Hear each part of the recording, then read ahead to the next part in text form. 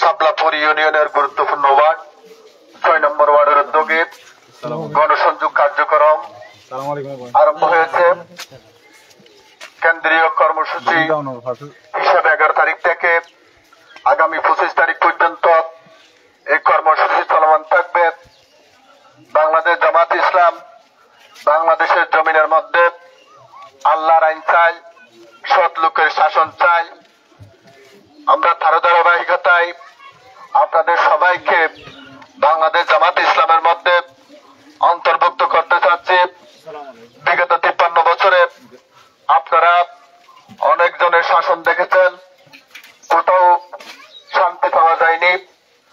বাংলাদেশ জামাত ইসলাম চাচ্ছে আপনাদেরকে সঙ্গে করে নিয়ে বাংলাদেশ জামাত ইসলাম তথা বাংলাদেশের সংসদের মধ্যে কোরআনী আইন চালু করার জন্য বাংলাদেশ জাতীয় সংসদের মধ্যে যখন কোরআনী আইন চালু হবে তখন মানুষ চির শান্তিতে বসবাস করতে পারবে।